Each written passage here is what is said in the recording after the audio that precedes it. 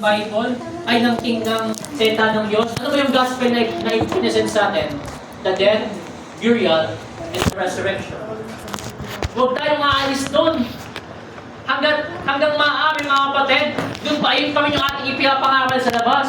Na si Kristo ay namatay, inilibing at muling nabuhay sa mga patay, pagkalipas ng 3 araw ay nabuhay nagmamuli. Ayun pa yung gospel na kung saan magliligtas ng kaluluwa ng tao. Hello? Huwag po tayong umalis doon, mag-stand po tayo sa sinasabi ng Bible. Hello? Mga kapatid, Galatians chapter number 5, verse number 1.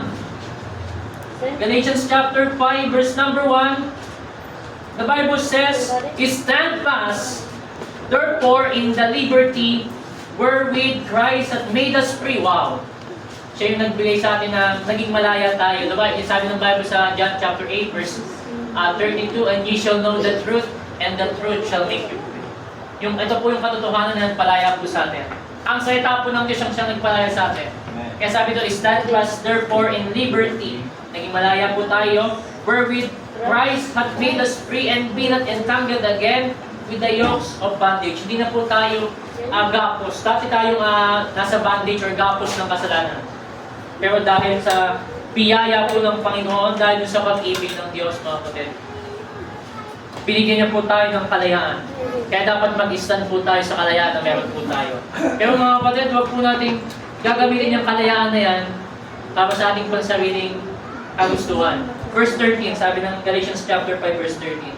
"For brethren, ye have been called unto liberty." Take note, only use not, only use not liberty for an occasion to the flesh, but by love serve one another. Minsan, kawawa na sa atin ng Panginoon, no? Inaabuso natin yung kalayaan na meron tayo. Panginoon, ligtas naman ako eh. Ay, hindi naman mapapagalitan yung pastoralan. Minsan lang naman to eh. Inabuso mo na. Inabuso na po natin yung kalayaan na meron po tayo na dapat naglilingkod po tayo sa Diyos. Pero dahil nagmapatigas tayo, ginamit po natin yung liberty na yon sa occasion of the flesh. February 14 ngayon, lalabas muna ako. Hindi muna ako mag-don't prayer meeting. Hindi mo alam ni pastor eh. Alam naman ang Diyos. Hello? Alam naman ang Panginoon. Nakita tayo ng Panginoon. The Bible says, "The eyes of the Lord are in every places, beholding the good and evil." Mabuti man o masama, alam ng Diyos ang ating ginawa. Alam ng Diyos ang puso na sa pusa. Huwag po natin nabusuhin yung kalayaan na meron po tayo. Yung kalayaan na meron tayo, gamitin natin maglingkod sa Panginoon. Hello? Mga kapatid, makita natin na kailangan nating mag-stand at tumayo. No? 2 Thessalonians chapter 2, verse 15. Nandiyan pa po kayo? Amen. 2 Thessalonians chapter 2, verse number 15.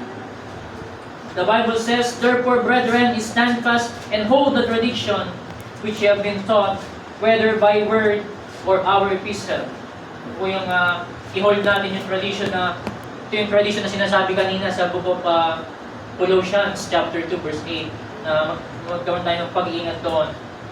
Whether by word or our epistle, kaya dapat mag-stand na kung saan stand fast and hold. I-hold natin yung tradition. No? Huwag tayong manatili sa tradition. Hello? Yeah. Makita po natin mga kapatid na another verse na ating makikita, Jeremiah chapter 6, verse 16. I love this verse mga kapatid. Jeremiah chapter 6. Jeremiah chapter 6,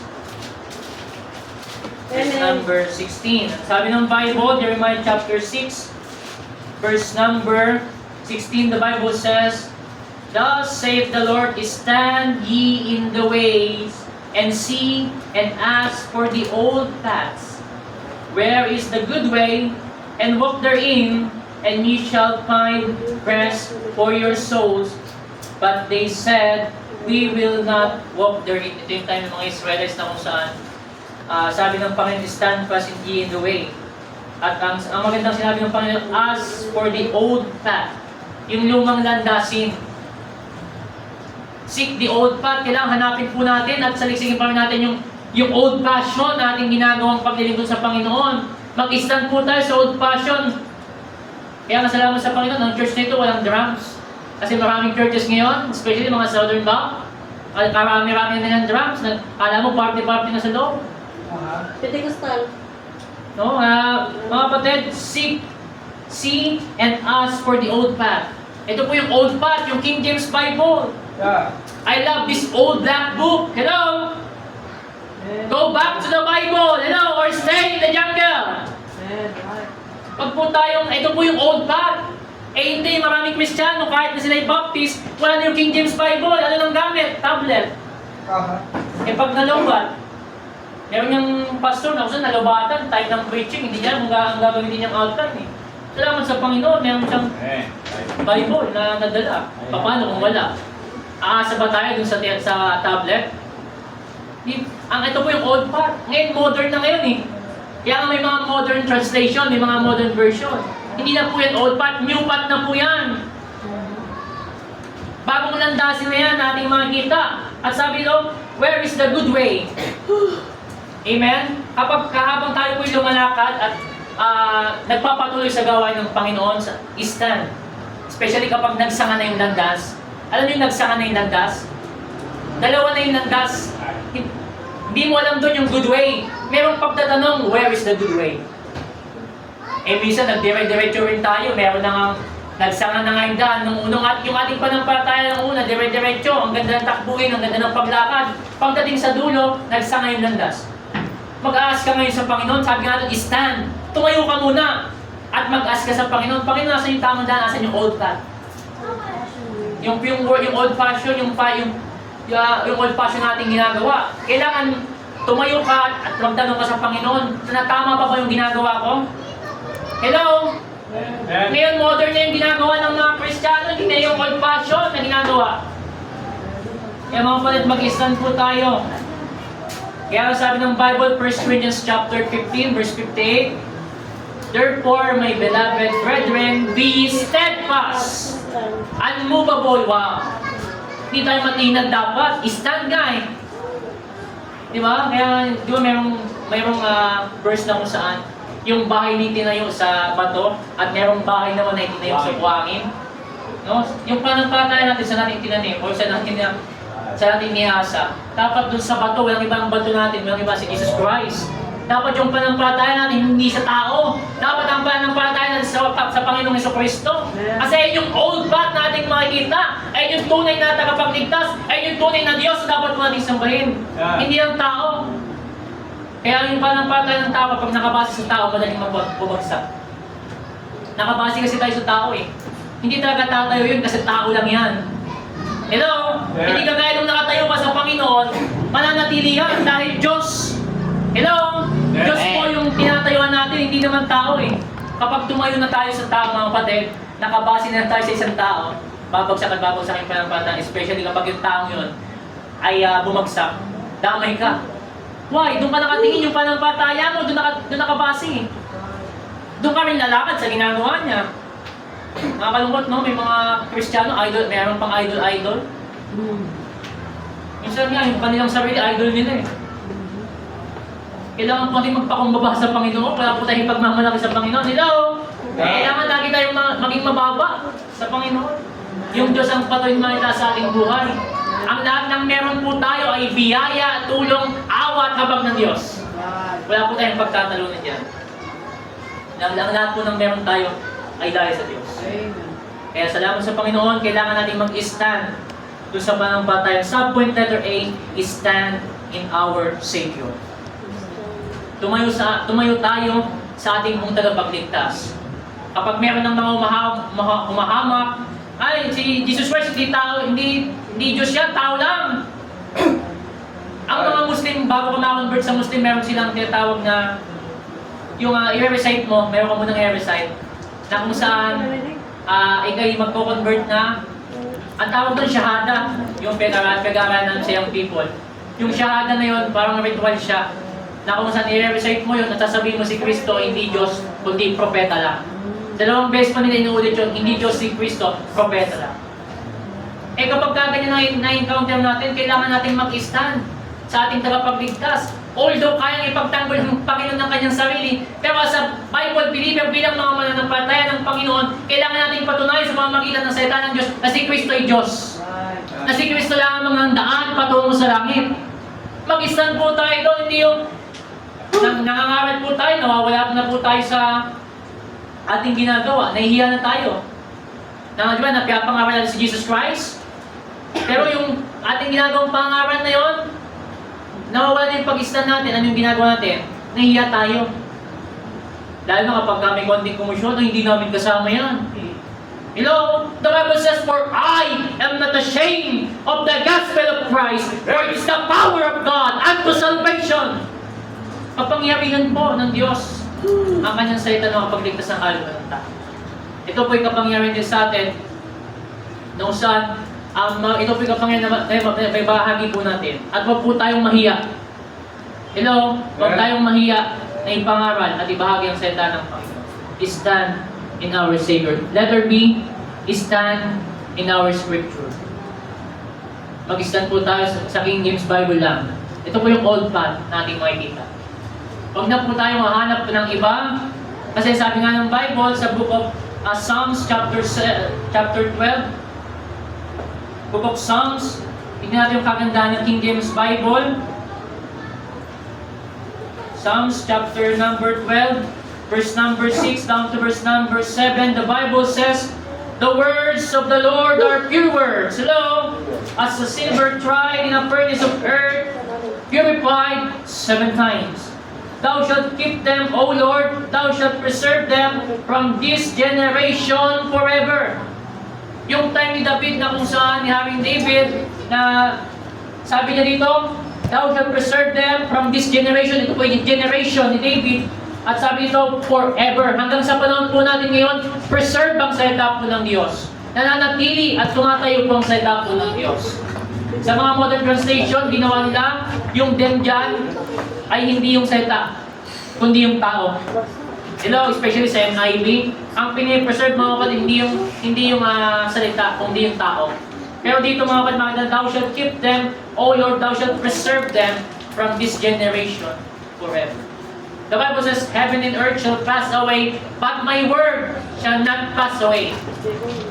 Kaya nga mananatili po ito. So kung nananatili ang salita po ng Panginoon, kailangan po tayong tumayo sa sinasabi ng salita ng Diyos. At huwag tayong umalis. Huwag tayong mawalay doon sa sinasabi ng Bible. Ating ipamuhay. The Bible says, "But be ye doers of the word and not hearers, only deceiving your own selves." Nakakapakinig tayo ng salita ng Diyos, pero di natin ina-apply. Niloloko lang natin yung ating sarili. Hello? Niloloko po natin ang ating sarili. I-apply po natin. Kaya nga minsan nakakahiya sa Panginoon kung yung salita niya, alam na natin yung tama, hindi natin ginawa yung tama. Sabi ng Bible sa book of James chapter 4, ito yung kasalanan. Alam mo na yung tama, alam mo na yung mali, hindi mo pa rin ginawa, ito po yung kasalanan sa Diyos. Anong pipiliin natin? Hindi gawin natin yung sinasabi ng Bible. Magagawa po natin sa biyaya at tulong ng Panginoon. Hello? Stand in our Scripture. Letter C, stand in our salvation. Tumayo tayo sa kaligtasan na meron po tayo. Salamat sa Panginoon mga kapatid, hindi po tayo naligtas dahil sa mabuting gawa. Salamat sa Panginoon mga kapatid, hindi po tayo gumagawa para maligtas. Salamat sa Diyos, gumagawa tayo dahil tayo ay ligtas na.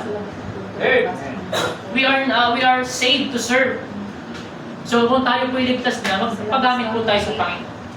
Kumilos at magtrabaho para sa gawain ng Diyos. Magtulong-tulong. Hello?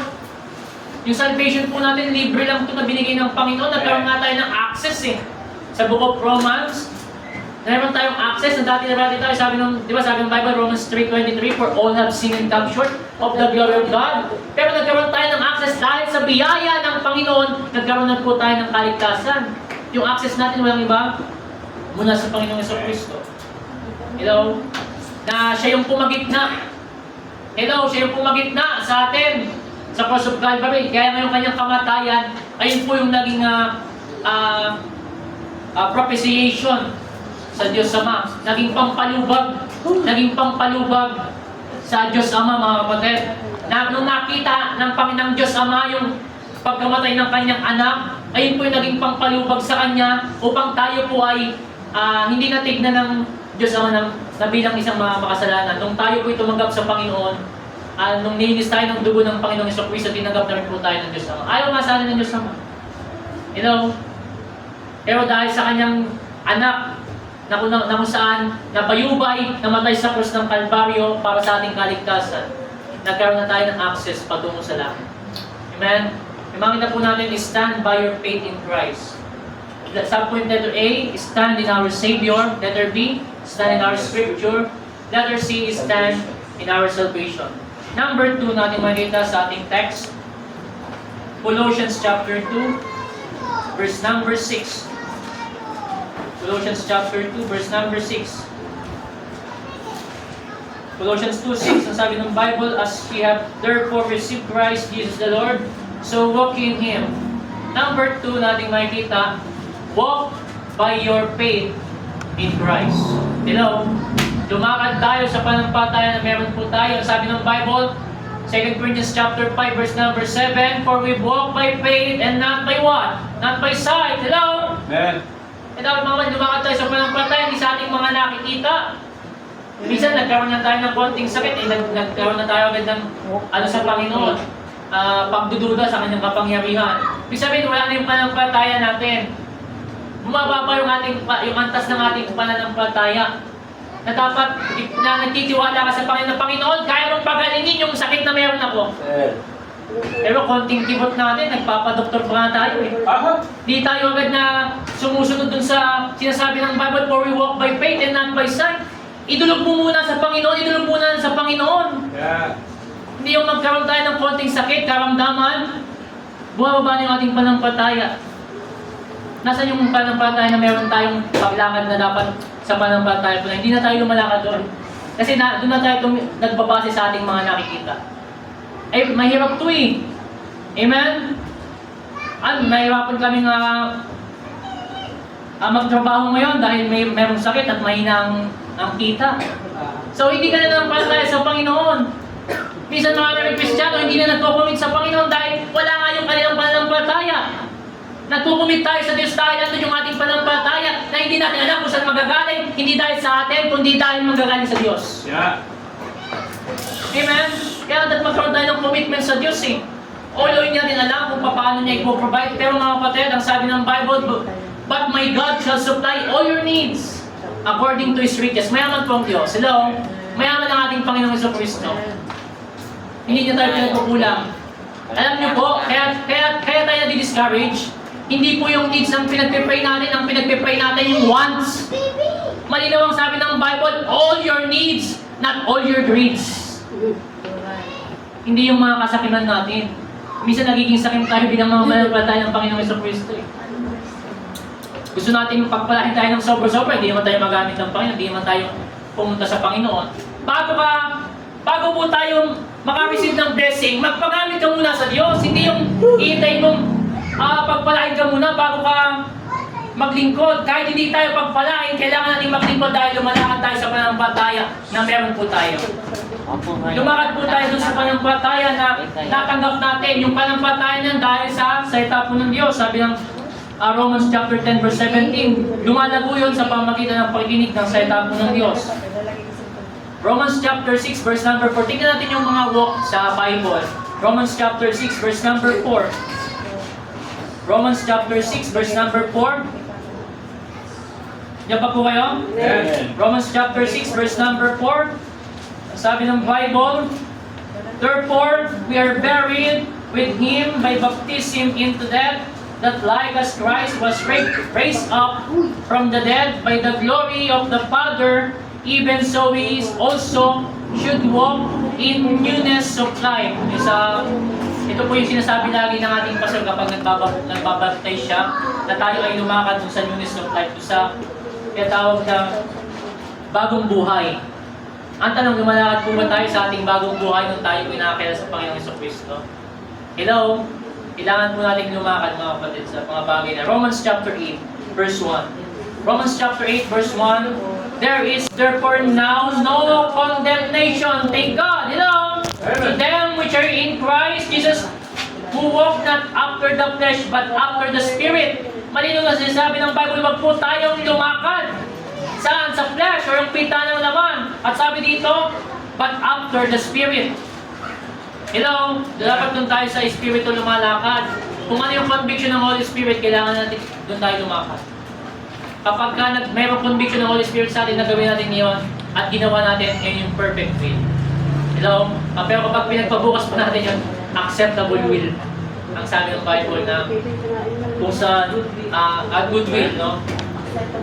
Yung ngayon,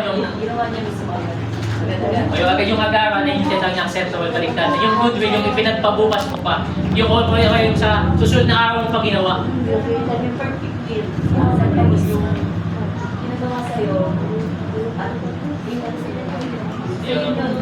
Pakita po natin sa Romans chapter 12, di ba? Binanggit yan. Verse 1 down to verse number 2. Merong good will, merong acceptable will, at merong perfect will of God. You know, makita po natin, Romans chapter 8 verse number 4, that the righteous of the law might be fulfilled in us, who walk not after the flesh, but after the Spirit. Take note, dalawang beses binanggit niya po si Pablo sa chapter 8, yung huwag tayong lumakad sa laman, but after the Spirit. Hello? Amen. But after the Spirit. Ang tanong, meron ka bang fruit of the Spirit?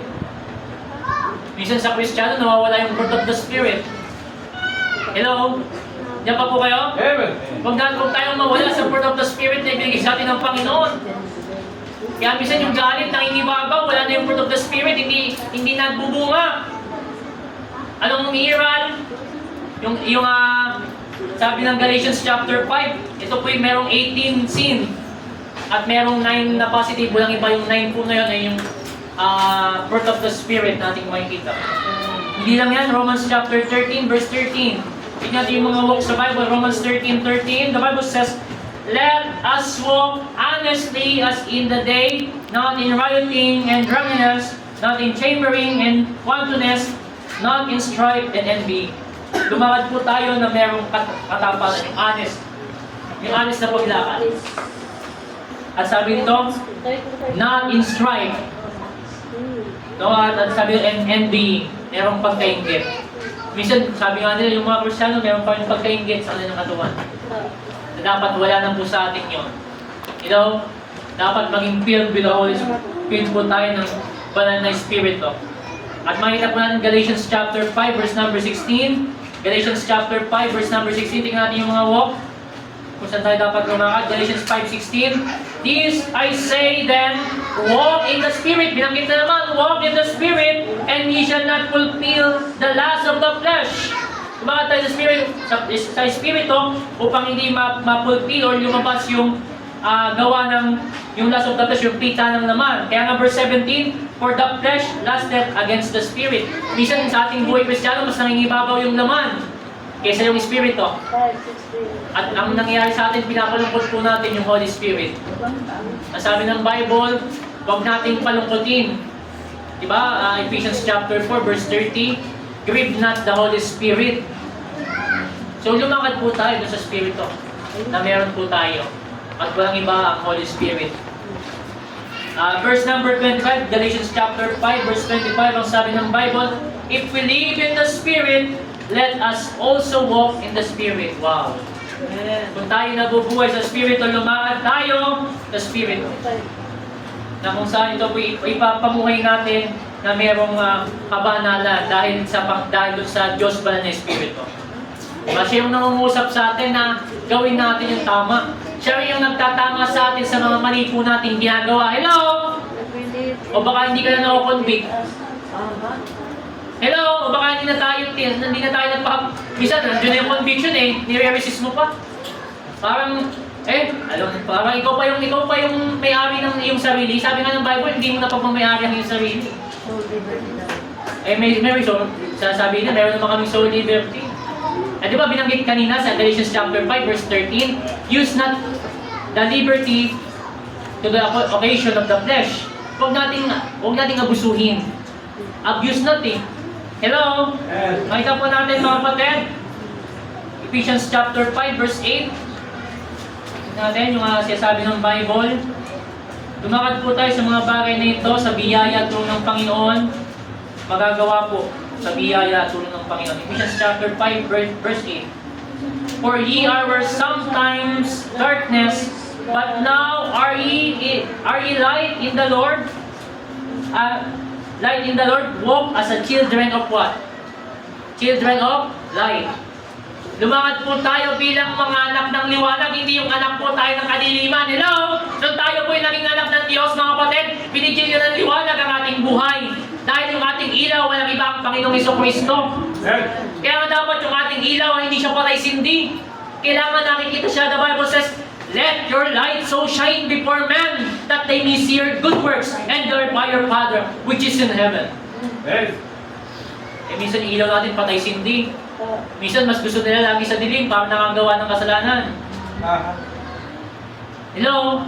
Nakakalungkot isipin, maraming Kristiyano na ganyan pa rin ang kanyang paglakad doon pa rin sa kaya nga verse 11 makikita natin, and have no fellowship with the unfruitful works of darkness.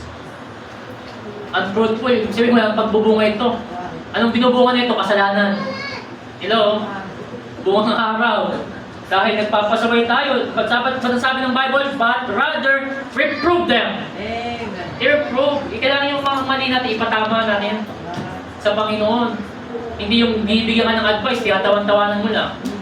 Hello? Yeah. Sinasabi na ng Bible, sinasabi na ng salita ng Diyos, bibigyan ka na ng payo ng mga ng nasa authority na kailangan lumakad ka dun sa ganung bagay. At parang yun ang ginagawa po natin. Lumalakad tayo sa ating sariling kagustuhan. Flesh ang umihiran. Marami po sa panahon natin ganyan. Nakakalungkot lang isipin, hawak natin ang King James Bible pero para tayong ugaling NIV. Para tayong mga modern translation. Di ba ang modern translation? Tinotolerate yung kasalanan. Minsan ganun po tayo eh. Tinotolerate natin yung kasalanan. Tayo mismo sa ating sarili, alam natin kasalanan, tinotolerate natin yung ating sarili.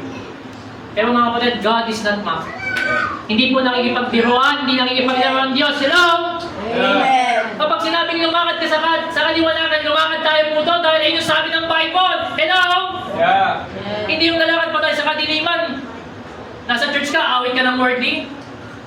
Ilang beses nang ni-review, uulit at uulit pa rin. Hindi ka na nga nahiya sa Diyos. Hindi ka na nga nahiya sa tao, hindi ka ba nahiya sa Diyos? Di ba huwag ka na mahiya sa amin, mahiya ka na lang sa Diyos. Hello? Nasa church ka, awit ka ng worldly.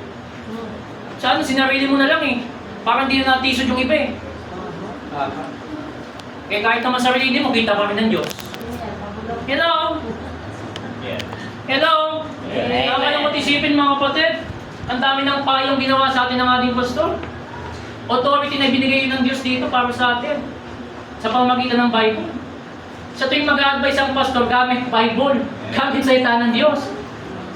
Hindi naman nagpapayo sa ikakasama natin. Hello? Mga kapatid, no? We are living in these last days. Tayo po namumuhay talaga sa mga huling araw. Pero mga kapatid, huwag po tayo magpatangay. Yung mga some na nag-depart sa faith, huwag na tayong sumama doon. Hello? Huwag na tayong makisa. Huwag na tayong maging kasama nila. Amen? Kaya mga kapatid, subpoint letter A, walk with humility. Lumakad na merong kababaang loob. Kailangan humble po tayo lagi sa ating pamumuhay. James chapter 4 verse 10.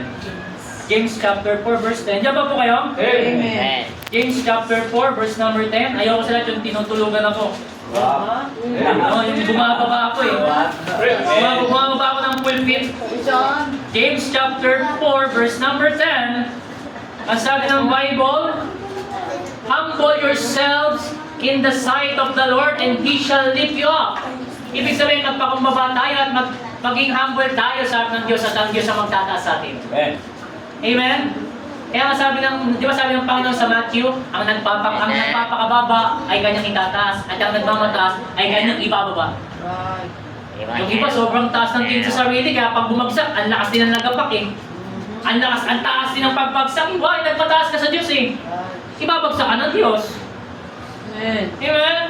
Kala mo yung iba, kung sino yung maraming alam sa salita ng Diyos, kala mo na marami na siyang alam na, ay hindi, di ko napapakinggan yan. Narinig ko na yan eh. Hindi pa tapos ang service, nakaganyan na yung Bible. No? Nakasiper pa. Sarado na. Sarado na. Oh, kapatid, habang may nagpipreach, habang may nagtuturo ng salita ng Diyos, makinig ka, sundan mo yung sinasabi ng Bible. Eh kaya hindi tayo natututo, hindi natin tinitignan yung Bible eh. But be ye doers of the word and not hearers only. Tagapakinig ka lang, pero yung napapakinggan mo, hindi mo sinusundan. Hello? Ang layo ng isip mo. Amen? Magmamataas tayo na parang ang dami na nating alam. Wala po tayong alam. Kahit na graduate ka pa sa saang Bible school, wala tayong alam. Amen? Ang Diyos lang ang nagbibigay sa atin ng patuloy na wisdom sa biyaya kami ng Panginoon. Amen. Dahil hindi naman natin kaya, sino pa tayo nang wala tayo sa Panginoong Jesucristo? Hello? Kahit ganun nasa Panginoong Jesucristo tayo, wala pa rin tayo eh. Kasi ang sabi ng Bible, for without me, ye can do nothing. Wala tayong magagawa kung wala ang Panginoon sa atin. Sabi nga ni Paul, I can do all things through Christ, which strengtheneth me. Nagiging malakas tayo dahil sa tulong ng Panginoong Jesucristo. Siya yung nagpapalakas sa atin. So kung siya yung nagpapalakas sa atin, yung kalakasan na meron ka, kalakasan na meron ako, ay ipagamit natin sa Diyos. Hey! Hello? Subpoint letter B, walk with holiness. Lumakad po tayo mga kapatid, mga minamahal na merong kabanalan. Hello? Hey! Lumakad tayo na merong kabanalan. Sabi ng 1 Peter chapter 1, verse number 16. 1 Peter 1:16, sabi ng Bible, di ba, yung be holy for I am holy. 1 Peter chapter 1, verse number 16, ang sabi ng Bible, because it is written, be holy for I am what? Holy. I am holy. Ibig sabihin, maging ano po tayo, lumakad po tayo na merong kabanalan. Hindi yung banal lang tayo kapag linggo. Hello? Minsan ang Kristiyano, banal lang kapag Sunday. Maganda ang pananamit kapag Sunday, pero pagdating ng Lunes hanggang Sabado, kamukha ng mundo. Hello? Especially mga Bible believer. Marami pong Bible believer. Bible believer sa pangalan, sa application, hindi Bible believer. Kaya nga sabi ko sa every time na mag-preach ako sa online devotion, na kaya tayo yung mga Bible believer na naturingan, mas magmumukha pang Bible believer yung mga Bible ko. Kasi sila ina-apply nila yung sinasabi ng Bible na modus operandi yung purity. Eh mga Bible believer ngayon, lalo na kapag linggo maayos ang panamit niya, pagdating mo ng kinalunisan hanggang kamukha na naman ang mundo. Di ba nakakahiya? Kiniklaim natin na tayo ay Bible believer, tapos hindi tayo lumalakad bilang mga Bible believer. Nakakahiya sa Diyos. Hey! Kaya nga mga kapatid, huwag nating i-dispelo yung mga kaibigan nating Bible map. Kasi di ba, may mga ganyan na po sa mga churches, kinukulong nila yung kanilang membro na doon na lang. Eh pagdating pa sa langit, sabihin pa ng Panginoon, o mga Bible believer, dito kayo. O mga Bible map, mga Southern map, dito ba magkakapatid pa rin po tayo. Hello! Anak pa rin ng Diyos yan! Kaya dapat mga kapatid, meron kang kabanalan at merong pagpapakumbaba. Ikaw yung nakakaunaw, magpapakumbaba na tayo. Unang-una sa Panginoon. At maging lumangat po tayo na merong kabanalan. And the last, dito na po tayo sa last point. Nandiyan pa po kayo? Hey! Colossians chapter 2, verse number 7. Colossians 2, verse number 7. Sabi ng Bible, rooted and built up in Him and established in the faith as ye have been taught, abounding therein with what? With thanksgiving. Number 3 in the last, grow by your faith in Christ. Lumago po tayo mga kapatid sa ating panampalataya na nasa Panginoong Jesucristo. The faith that saved you must grow each day to keep you strong enough to face the test that come as you are serving Christ. Magiging enough na po yung ating panampalataya kung tayo po ilalago sa panampalatayang ito at na kung saan harapin natin yung mga hamon, yung mga tests, mga trial, testing and trouble sa ating buhay na tayo po habang tayo naglilingkod sa Panginoon. Okay, hello? Habang tayo po naglilingkod, kailangan lumalago po tayo. Yeah. Huwag po tayo maging tagabutas lang ng bangko. Nung ako po ay bagong ligtas, wala po akong balak, wala po akong plano sa buhay ko. Ang gusto ko lang, a-attend ako kung kailan ko gusto eh. Amen. Pero mga kapatid, salamat po sa Panginoon. Hindi ganun yung plano niya sa buhay natin. Hello? So kung hindi ganun ang plano ng Panginoon sa buhay po natin, sa tulong at biyaya ng Panginoon, dapat unti-unti lumalago po tayo. Di ba sabi ng awitin? The longer I serve Him, the sweeter He grow. Hello? Amen. Dapat habang tumatagal tayo, hindi yung tumatanda lang tayo ng walang tinatandaan. Nakakalungkot naman isipin, tumanda tayo na, basta lang tayo tumanda sa church na wala man lang tayong naging, hindi tayo naging kabahagi ng gawain ng Panginoon. Hindi tayo naging partakers, no, yung kabahagi ng kanyang kapurihan. Makita po natin 1 Peter chapter 2 verse number 2. 1 Peter chapter 2 verse number 2. 1 Peter 2:2, ang sabi ng Bible, as newborn babes desire the sincere milk of the word, that ye may grow what? Thereby. Nung tayo po ay bagong ligtas mga kapatid, tayo po ay mga newborn babes. Ang tanong hanggang ngayon, newborn babes pa rin ba tayo? Hello? Dapat hindi na po tayo, hindi lang milk. Dapat unti-unti kumakain na tayo ng meat. Yung mga bata na yan natin yung turuan sa Sunday school, desire nila yung sincere milk of the word. Hindi naman natin sila pwedeng bigyan agad ng mga maliliit na hindi man niya maunawaan. So, tinatrain natin yung mga batang ito kasi sabi ng Bible, train up a child the way he should go, for when he is old, he will not depart from it. Amen. E paano kung nagturo ka na agad ng mga malalain na doktrina, anong iisipin niya doon? Lipad ang isip niya doon. Pero yung mga simpleng salita ng Panginoon na dapat nilang malaman, especially yung children, obey your parents in the Lord, for this is right, di ba? Sa Sunday school pa lang, tinuturuan na yung mga bata na gumalang sila sa kanilang mga magulang. Ang tanong, mga bata, gumagalang ka ba sa mga magulang? Hello? Amen. Dapat may paggalang po tayo sa ating mga magulang. Amen? Amen. Dapat mga kapatid, lumago tayo. Sabi ng 2 Peter chapter 3 verse 18, 2 Peter chapter 3 verse 18, ang sabi ng Bible, but grow in grace and in the knowledge of our Lord and Savior Jesus Christ.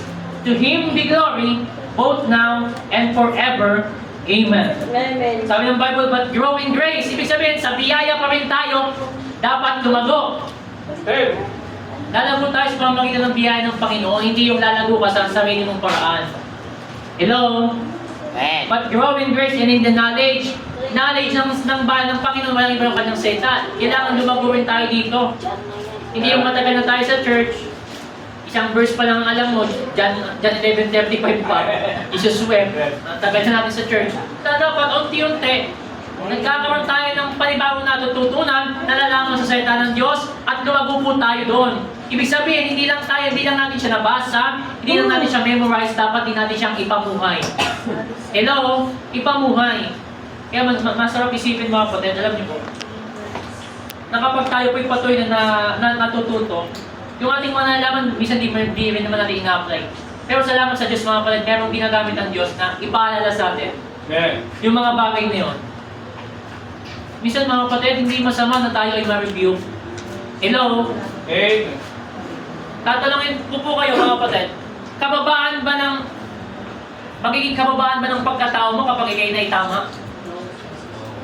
Minsan kailangan na tumanggap ng ating pagkakamali. Especially kapag merong Bible verse na ginagamit. Tiklop ka ron. Wala kang masasabi doon. Why? Tama yung Bible eh. Tama yung sinasabi ng salita ng Diyos. Yung sabi ng Bible, open rebuke is better than secret love. Diba? Proverbs chapter 27 verse 5. Hello?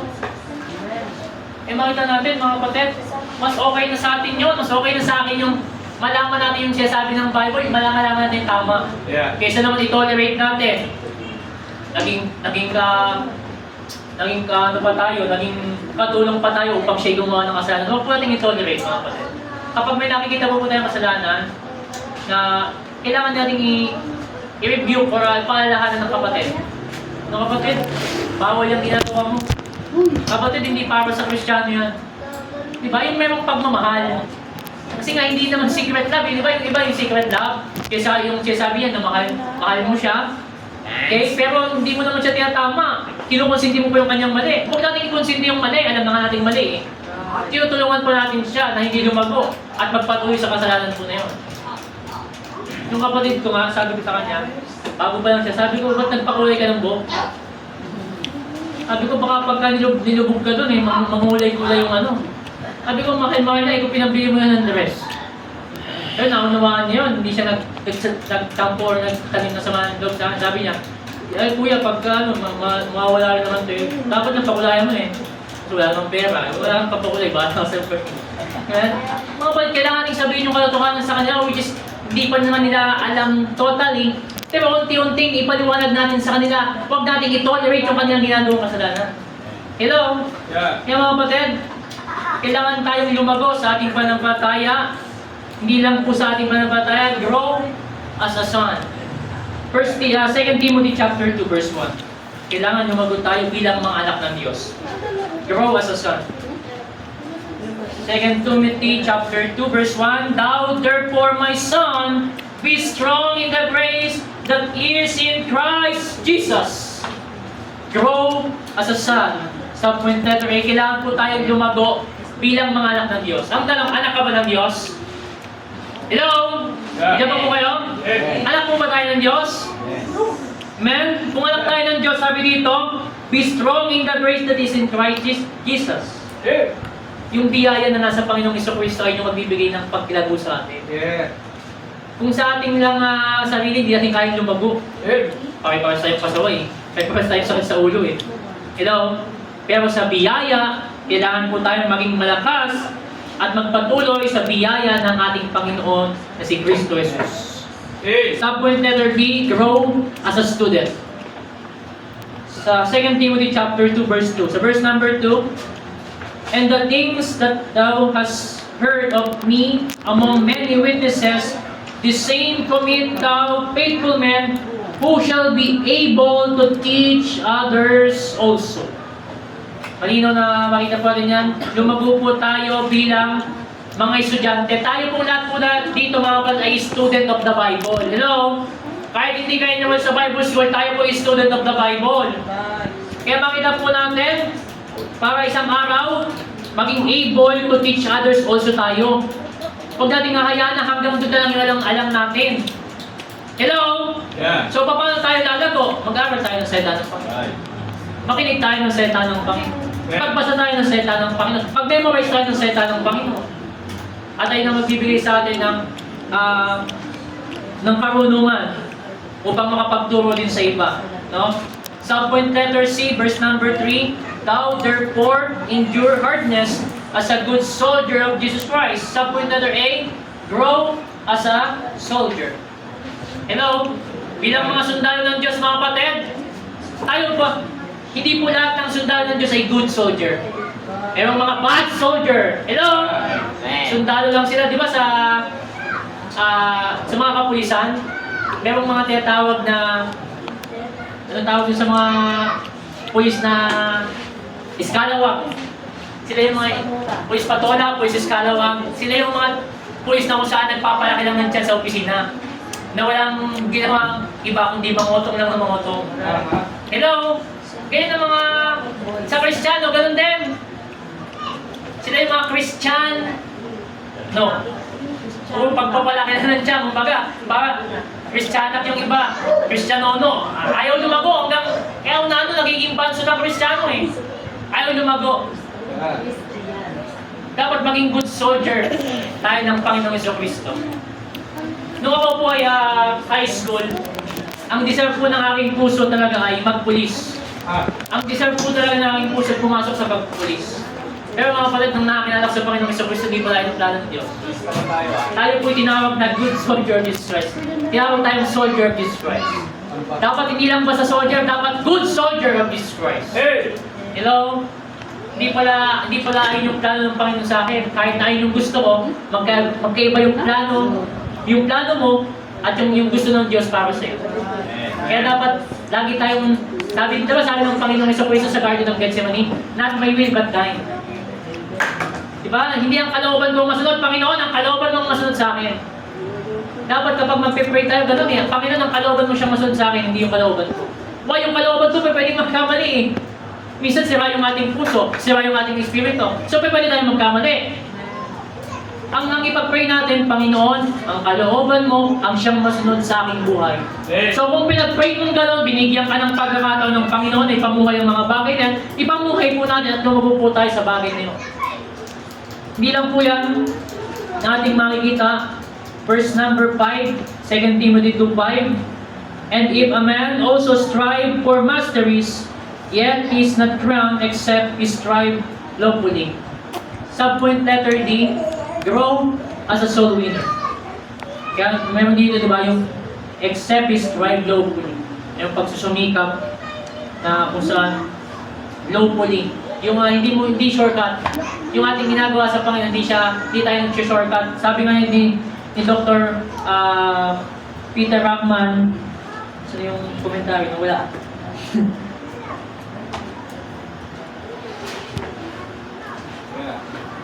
Sabi dito, if you do not win fair, you do not win at all. Ibig sabihin, mga kapatid, kung tayo po ay hindi nanalo, na kung saan patas yung ating ginawa, yun yung tinatawag na lawfully. Sabi dito, you do not win at all. Hindi ka rin nanalo. Kahit sabihin mong panalo ka, pero nandaya ka naman, isa ng boy Kristiyano, dinadaya ng kapwa Kristiyano eh. Yung kanyang boy, dinadaya niya. Akala niya yun yung tama, pero mali. Sabi ng Bible, ay sabi ng Dr. Peter Rockman, you do not win at all. Hindi ka pala nagtagumpay talaga. Why? Hindi mo inasa sa Diyos eh. Di ba sabi ng Panginoon, Proverbs chapter 3, verse number 5, trust in the Lord with all thine heart and lean not unto thine own understanding. The Bible says, Psalms 118, verse number 8. Amen. Sabi ng Bible sa Psalms 118, verse 8, it is better to trust in the Lord than to put confidence in what? In man. No, makita po natin, bilang mga soul winner, dapat lumago tayo. Kailan tayo huling nag-akay ng kaluluwa? Kailan tayo huling nagbigay ng gospel tracts? Kailan tayo huling nag-isod preaching? Kailan tayo huling nag-soul winning? Kailangan mga kapatid, huwag tayong mahiya. Kung hindi mo kaya, magbigay ka lang ng tracts, kung hindi mo ma-share. At ipag-pray mo, Panginoon, gamitin mo ang tracts na ito na ang tao ito ay makakilala sa iyo. Right. Eh, minsan pagbibigay mo na lang ng trust, nanginginig ka pa. Tatakot ka. Hello? Eh, hindi nga tayo nahihiyang gumawa ng mali. Paggawa ng mabutin eh, nahihiya ka. Mahiya ka dahil sa ginagawa mo natin kahiya-hiya. Hindi yung nahiya ka dahil ginagawa mo kalooban ng Diyos. Kaya nga more I am not ashamed of the gospel of Christ. Maging soul winner po tayo ng Diyos. Sa point letter E, the last, 2 Corinthians chapter 4, verse number 2. 2 Corinthians chapter 4, verse number 2. 2 Corinthians chapter 4, verse number 2. Andiyan pa po kayo? Amen. 2 Corinthians 4, verse number 2. Ay, sorry, no. First pala, sorry. 1 Corinthians chapter 4, verse number 2. 1 Corinthians chapter 4, verse 2. Moreover, it is required in steward that a man be what? Be found faithful. Ibig sabihin, required pa lang maging faithful. Amen. Hello? Amen. Kung required, kailangan na yung steward, required sa kanya na matagpuan na tapat. Subpoint letter E, grow as a steward. Ito po yung tayo mga steward ng Panginoon, mga katiwala. At sabi dito, that a man be found faithful. Kailangan po magpakatapat po tayo sa biyaya tulong ng Panginoon, mga kapatid. Mahirap maging tapat, pero sa biyaya, tulong ng Panginoon. Hello? Tayo po ilalago dahil sa, hindi lang yung ating mga napapakinggan, hindi lang tayo basta dapat lumago doon. Ipamuhay natin yung ating mga napakinggan, yung ating mga pinag-aralan, ipamuhay po natin. Number 1 nating punto ni number 1, stand By your faith in Christ. in Christ. Number 2, walk by your faith in Christ. Grow. And grow by your faith in Christ. Kailangan mga kapatid, upang hindi tayo madaya, meron tayong tatlong bagay niyan. Upang hindi tayo ma-tempt. Amen? Amen. Kahapon, merong gathering kasi ang pamilya. So yung mga pinsanin, sila kanya-kanyang inuman. Sabi niya sa akin, ano sa'yo? Bili mo ako kape. Yun ang kape ko. Kasi alam nila ang alam nila ang stand ko, hindi ako para mag-inom. kumain saka magkape ng bisyo. Kaya kahapon, nakalimang kape ako sa buong araw. Kaya ang hirap matulog eh. Muntik nang malasing eh, dahil sa kape. Pero mga kulit, makikita po natin eh, hindi tayo nagpadala dun sa mga enticing words nila. Hindi yung mga makaakit-akit na, oh, ang sarap ng Alfonso, tiyo mo, ang sarap ng Red Horse, naglalaway. Mapang-akit yan eh. Di ba, ang sabi ng Bible sa wine is a mocker, at meron din sinasabi ng Bible na, pag nakita mo yung alak na yun na naglalaway, parang, di ba, sa pag-inom mo, alam mo, sarap. Hindi ah. Mga kapatid, salamat sa Diyos na ginagawa yan tayo sa ating pang-araw-araw na pamumuhay sa biyaya at tulong po ng Panginoon. What to do when somebody is just trying to beguile and spoil you? Number 1 is stand by your faith in Christ. Number 2, walk by your faith in Christ. And the last, grow by your faith in Christ. Start mo na langit. Dakilang Diyos sa mga banal na nasa langit, pangyarihan sa lahat. Salamat po Panginoon sa paalala na ibinigay, ikaniwala niyo po sa amin. Salamat Panginoon sa pamagitan ng inyong puseta ay maiwasan po namin ang mga bagay na hindi nakalulugod sa inyong pong harapan. Panginoon, kayo po siyang patuloy na kikilos at gagawa sa aming pong buhay Kristiyano. Pangunahan mo nawa Panginoon ang aming pong buhay. Mag-stand po kami, lumakad po kami sa panampalatayang meron kami at higit sa lahat, lumago po kami sa tulong at biyaya po ninyo. Maraming po salamat Panginoon sa oras po nito. Kayo na po siyang patuloy na kikilos gagawa hanggang sa aming pong pangaral. Sa isang preaching, Lord God, magligtas ka po ng kaluluwa. At gamitin niyo po ang bawat sa po sa amin to preach your word. At we hope and pray na gamitin niyo rin po ang mga babasahin upang magligtas ng kaluluwa ng tao sa gabi. Lord, again, we thank you and we love you. This is our humble prayer. In Jesus' name we pray. Amen and amen. God bless you. Hey! Thanks. Nice na mo po. Amen. Salamat sa Panginoon, no? Ang mensahe. Are we blessed? Amen. Amen. Yun po yung mga dapat gawin upang isang Kristiyano ay hindi madaya, hindi maloko, no? Salamat na meron tayong mga references. Kasi minsan nakikita ko marami dyan mga maganda rin yung mga suot. Isa-isa nilang mabuti pa kasi isa-isa nilang babahay-bahay talaga eh. Pero mga Jehovah's Witness yan. Isa may mga parang meron silang mga papel na may mga drawing. Oo, ano? May mga traps na gaganda. Yung iba, kapag hindi sila, wala silang salita ng Panginoon, lalo silang mag-church o sumama. Kasi nga, hindi nila alam yung salita ng Diyos. Pero tayo, kung sakaling lalapitan tayo, meron tayong pang-encounter the verse. Ako saan, masasabi natin hindi naman, di ba, yung ni Sir Jay, na wala daw langit. Dito lang tayo sa lupa. Jehovah yung mga ganon. So, meron tayong verse na ipapakita sa kanila, no? Na kung ayaw nila sa langit, sila na dito. Kasi sabi ng Panginoon, bubuhurin ko eh. Diba? Fervent heat with fire. Oo. Eh kung wala tayong alam, madadaya tayo. Pero salamat sa Panginoon, sa ating napag-aralan, meron tayong mga text na ipapakita sa kanila. Nagiging rooted tayo, sabi ng ating nabasa kanila. Amen. Salamat sa Panginoon na na-bless po tayo. Salamat ng ating pastor. Pero nandiyan si Brother Glory to God. Justin na humalili. Praise the Lord. Amen. Sa ating pagpapatuloy, tayo naman po ay sumako sa panalangin ng pagbibigay. Tawagin natin si Brother